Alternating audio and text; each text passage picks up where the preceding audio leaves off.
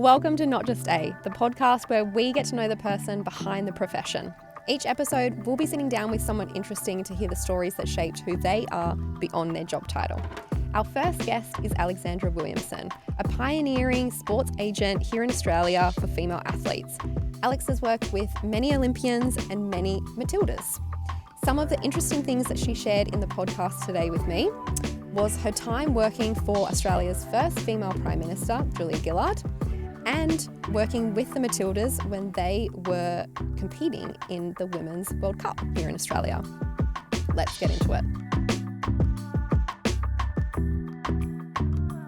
Alex, welcome. Thank you so much for joining us. Thank you. So wanted to kick it off with, let's start with who you were before you became a sports agent. I'd love to know your story and your background. Okay, so had an interesting background. If someone had said to me 10, 15 years ago, you were going to be an athlete agent, manager, I wouldn't have believed them because it's kind of been a very different journey for me. So if I was to go back, I started studying PR and marketing and dabbled in PR, a few junior communication roles. And then I was given an opportunity to move to Canberra, where I went to work for Julia Gillard. Oh. So Julia was Deputy Prime Minister at the time, or had just become Deputy PM, and I came on as her media assistant. Nice. I was very fortunate that I worked with her for 5.5 years. Through that time, a few things happened, including becoming the first female Prime Minister. Yes, I bet. Yes. So incredible time in history. Yeah. After significant amount of time in there, because they say, Canberra years is kind of like dog years. It only sounds like 5.5 years, but it's actually physically and mentally a lot more than that. Yeah. I then went and worked for Football Australia. So I was the corporate events manager there for 7 years. Yeah. And in that time kind of saw the growth of the women's game and was part of the team that won the bid to host the Women's World Cup in 2023. Awesome. Yeah. And do you feel working with Julia helped you become a sports agent? Were there things that you could take away from that time that you bring into your role now? 100%. Yeah. I had the unfortunate pleasure to some degree, seeing the pressure and the expectations on a female in the public eye, from what do they wear, how do they sound, how do they behave, and you translate that into a female athlete and it's essentially the same expectations, just in a different category. So for me, I learned a lot in that. There's plenty of things I learned working for Julia, but I guess when you compare what I'm doing now to from that time, I'd say that would probably be the biggest takeaway. Yeah. And what was your driver to get into PR and marketing when you finished school? I always liked the idea of it, and I graduated in the early 2000s where PR was the buzzword and every young female wanted to be in publicity. Yeah. Not quite what it seems. It sounds glamorous, but it's a lot of hard yards and underpay and all. Well, it was back then. But I was very attracted to that. I thought it was going to be quite glamorous and exciting.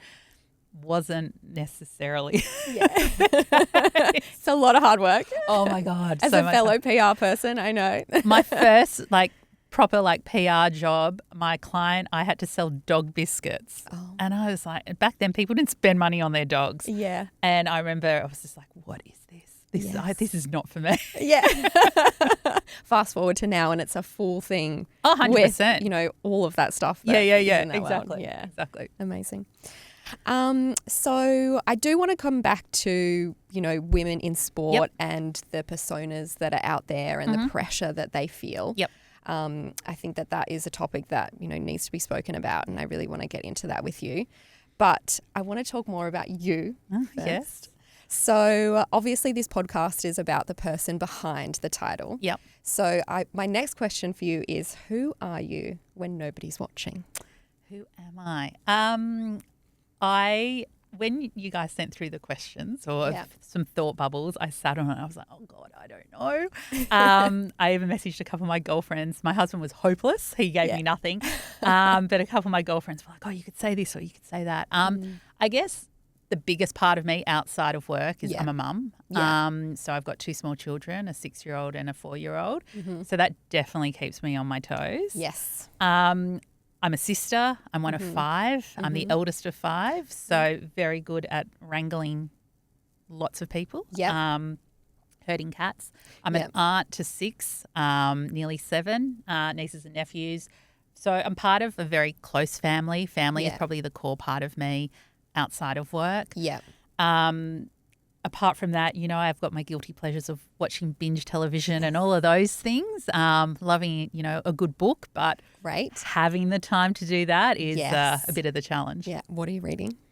At the moment, I've got about 6 different things on my Kindle that I've started about the first chapter of, and I'm like, I will get back to that. So I've got the right intentions. Let's put it that way. Great. What are you watching then? Oh my God, I'm binging at the moment The Gilded Age. Oh, okay. I have not watched that. Yeah, it's on Prime, so I'm deep in that. It's like a period piece from the based on the social structures of New York City back when it was old money and new money. Yeah. It's a great binge. Nice. Well, this is not sponsored, but so I think, you know, being the eldest daughter and being a mum, you're obviously very organised, which, you know, would obviously help with your role, you know, managing fabulous, amazing sports athletes and Olympians and Matildas and whatnot. So what's a day in the life of for you? Day in the life of, usually wake up 5:30, 6 o'clock. Yeah. My son in particular loves an early start. Yeah. And I do have quite a few athletes that are based in Europe or somewhere overseas. So it's usually the WhatsApp messages start coming through from overnight. I try and turn my phone off at night time. So don't call me in the middle of the night for a crisis. I try and switch off. That's good. So I kind of play catch up on all the WhatsApp messages with whoever is requiring anything at that point. Then it's kind of get ready for school, lunches, all of those things, get out the door, take the kids to school, head into the office. It really does vary. Some days are very much pitching athletes, so trying to, you know, sign on new sponsorships or new media opportunities for the girls.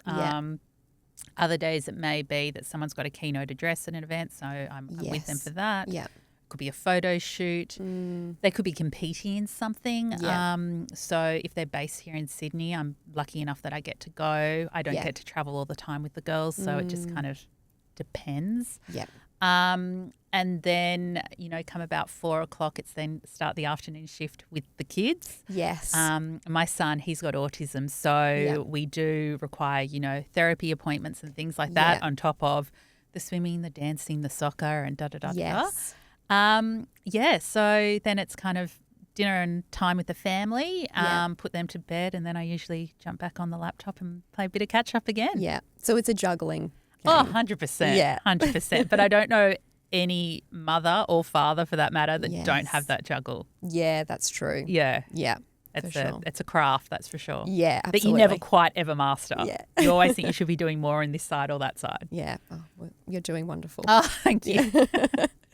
So what's something that you're deeply passionate about outside of work and outside of your role? Yeah. What's something that you're deeply passionate about? I love politics. Yes. Love it. Well, you worked for Julia Gillard. Yeah, exactly. So I would say, you know, I'm that election time, that's my Super Bowl. Oh, okay. I always say that to everyone.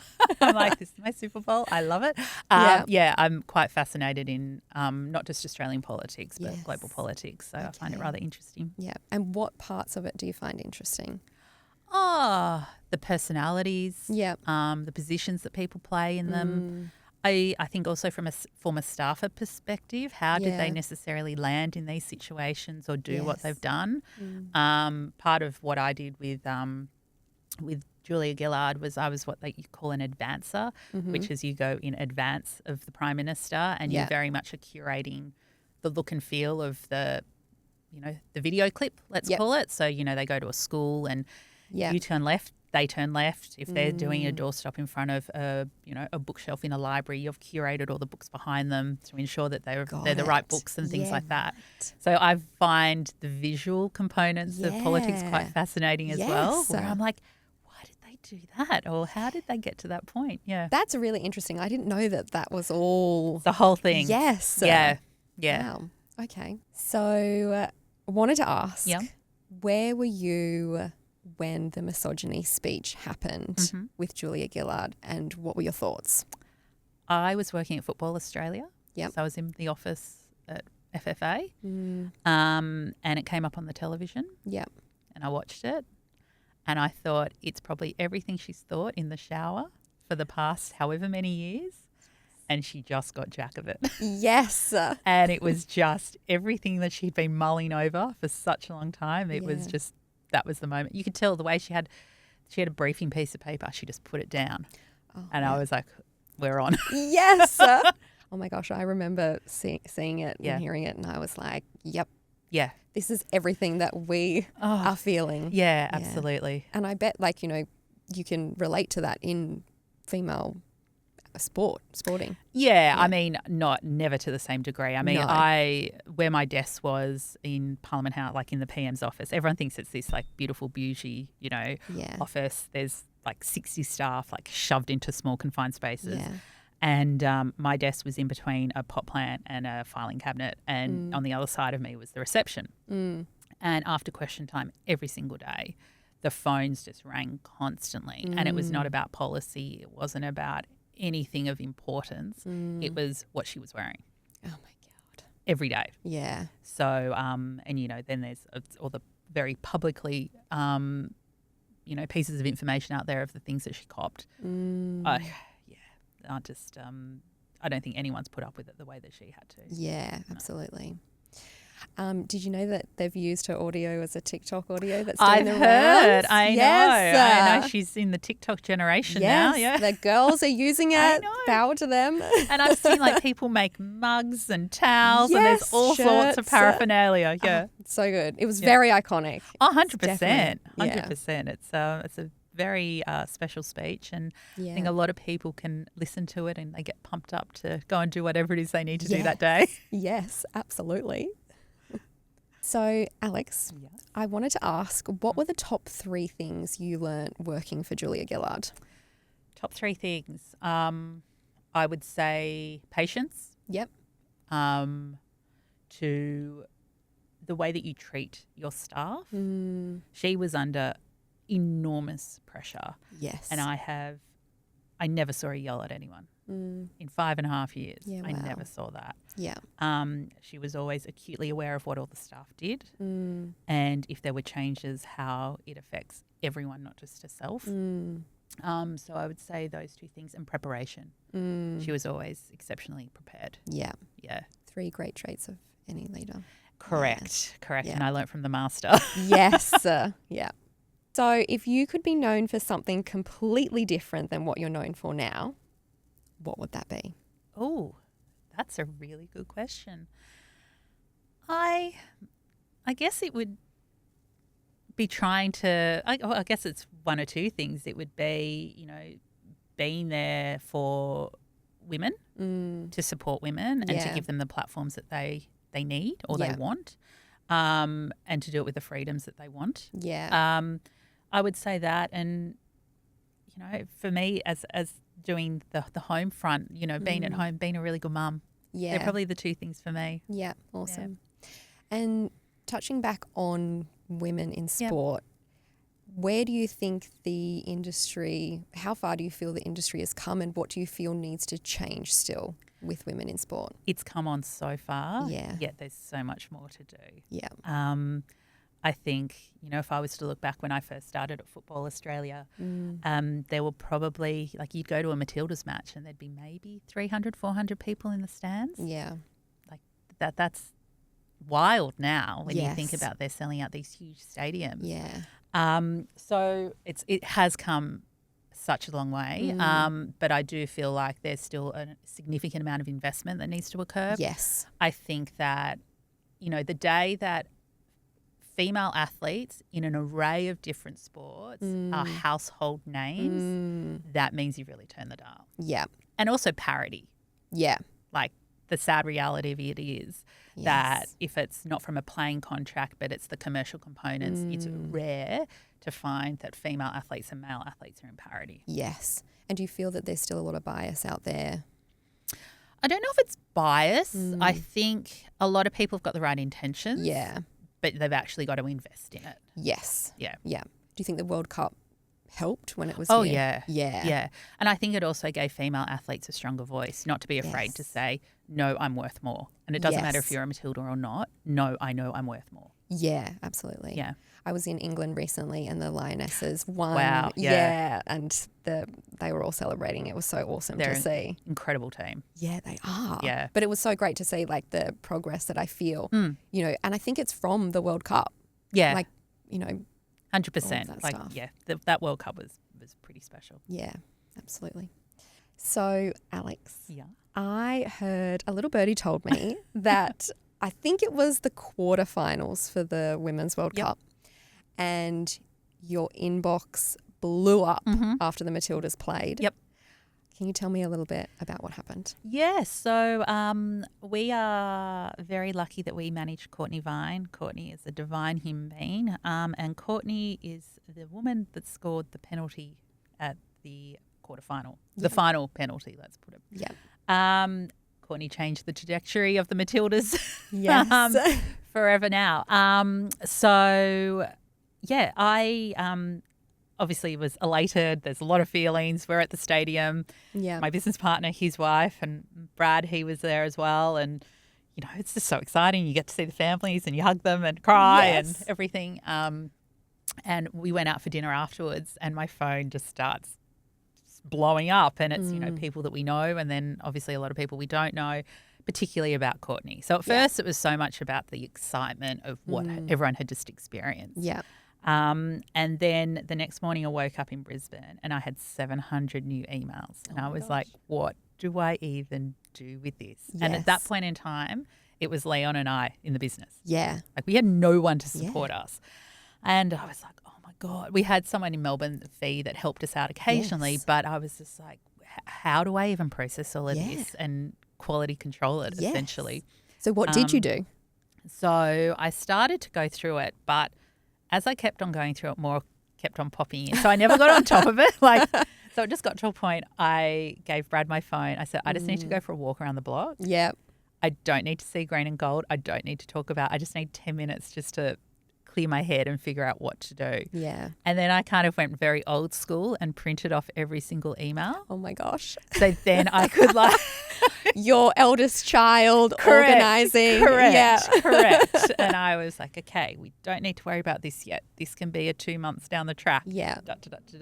Because also all these really cool opportunities came through, but I still had 3 athletes that were competing. Yes. So you don't want to go in and be like, oh, yoo-hoo. Some brand wants you to go and do X, Y, Z when they've still got matches to play. Yes. So it was like, how do I, the balancing act of all of that. Yeah, absolutely. Yeah. And is that a big no-no when athletes are, in the middle of a tournament like that? You as a manager, a sports agent, you don't approach them if a brand deal comes through? Yeah, I try not to. Yeah. I talk to them all individually beforehand and say, without having hindsight, how do you kind of want to approach this? How do you think you want to approach it? Yeah.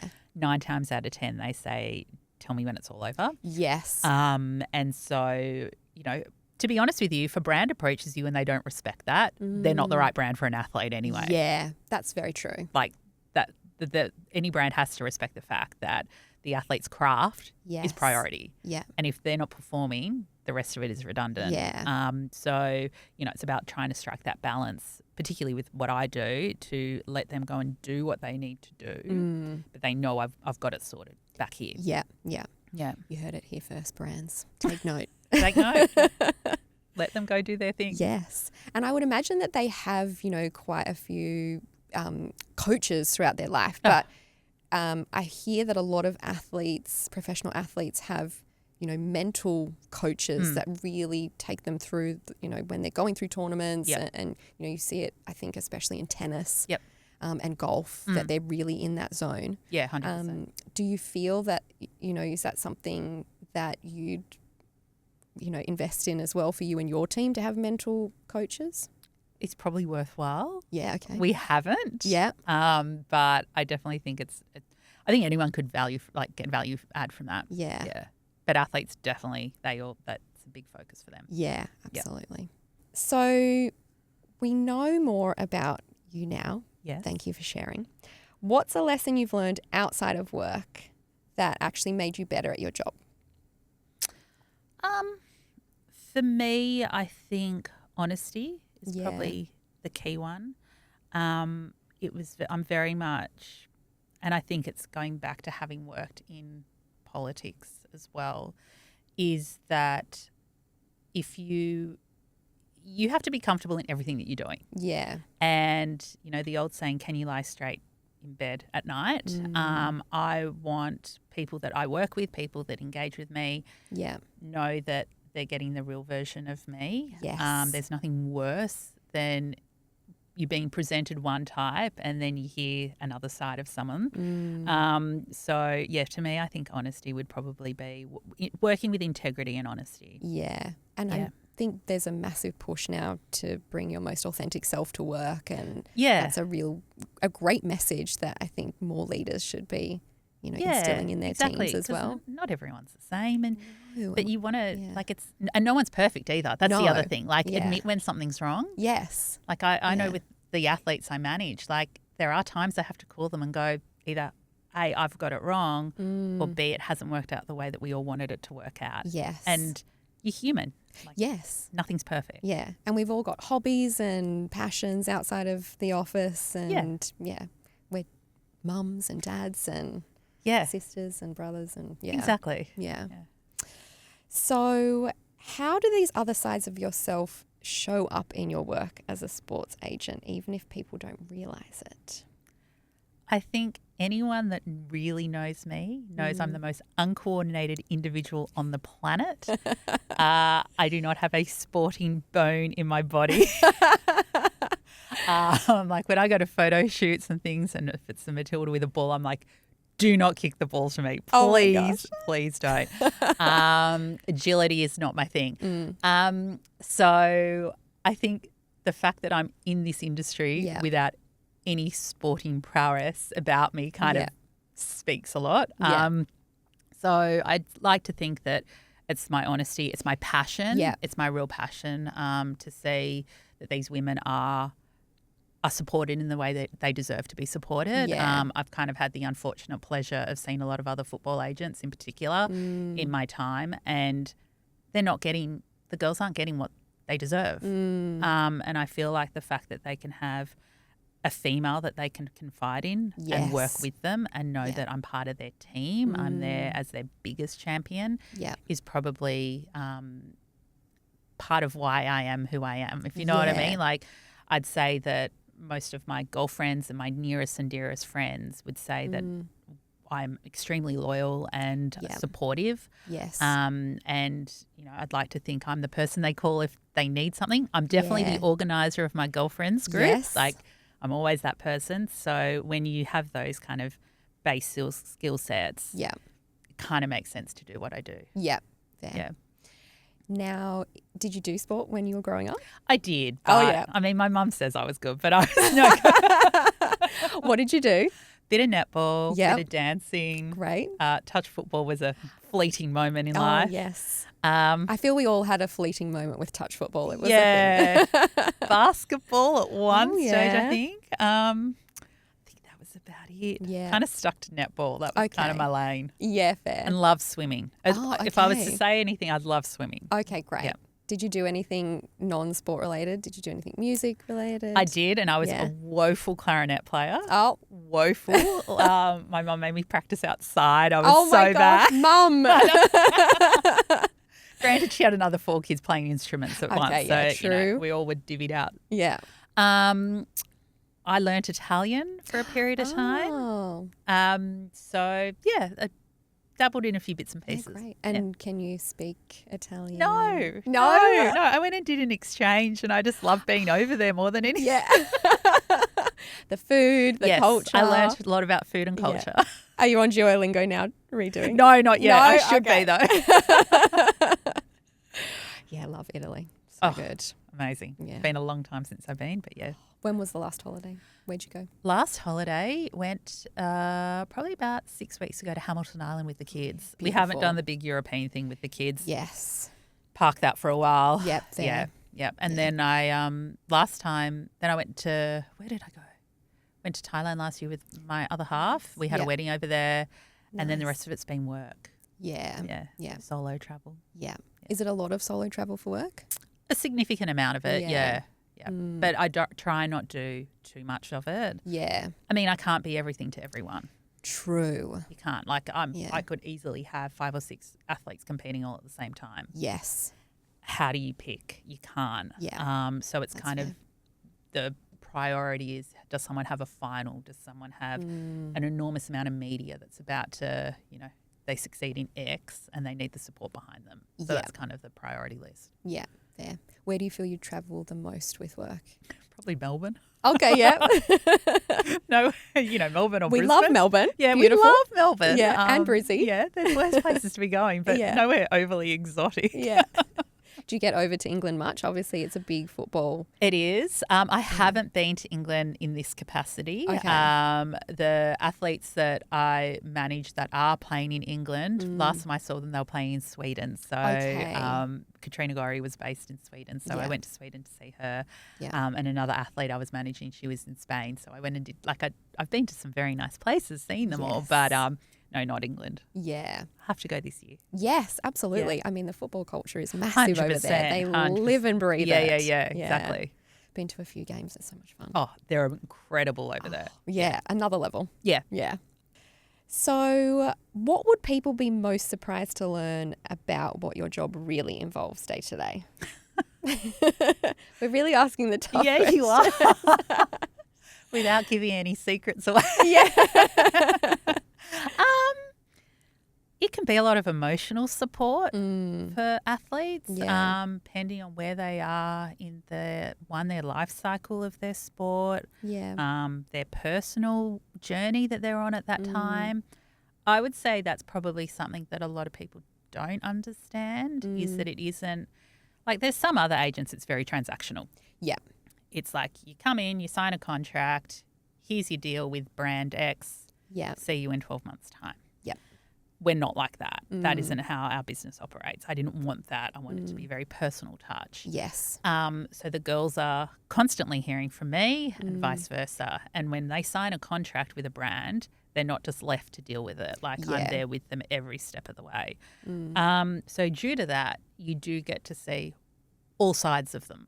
And I'd say it's probably the emotional component of it that, and I manage 17 women. So there can be 4 or 5 of them having a really rotten time at that period of time. Yeah. And so some days you kind of go home and you're like, whoa, that's been a lot today. Yes. Yeah. And then you might have 1 or 2 that are the height of their success and, having so you could, I'd say the emotional component of it. Yeah, absolutely. And I think managing teams in any profession, managing people can be, there's ups and downs and 100%. You just got to roll with it and really just put yourself in that person's shoes and... Yeah. And for some of them, you're also talking to their families as well. Yeah. Like we've got 2 young athletes that are under the age of 18. Yeah.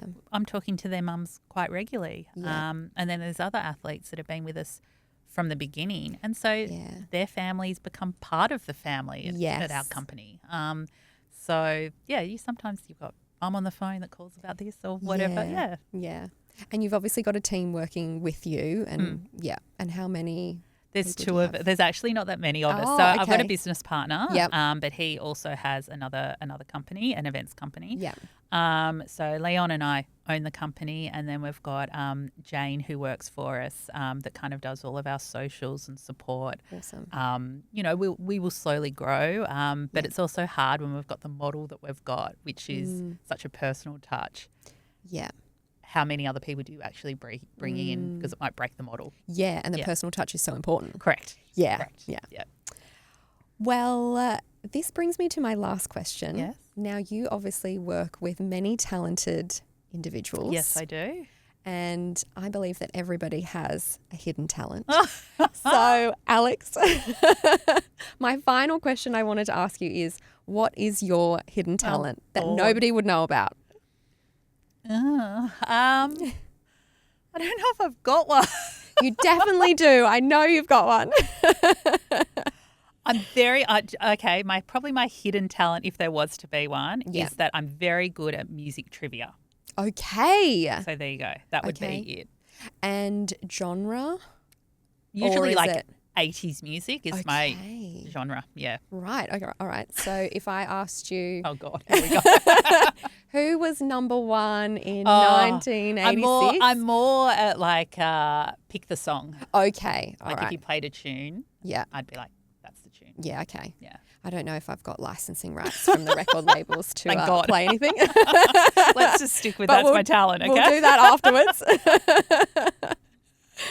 Well, that's awesome. Thank you so much for joining us. Thank you. Thank you so much for sharing a little bit about, your profession, but then more importantly, what, you do behind the scenes and you as a mum and outside of the job title and whatnot. So really appreciate you joining us on the couch. Thank you very much. Thanks, Alex.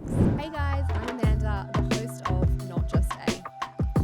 This is a brand new podcast, so hit that like button, subscribe, feel free to share it with a friend. If you're loving the content, please feel free to drop us a comment. We'd love to know who you'd want to hear from in the Australian business scene behind the job title. Let us know.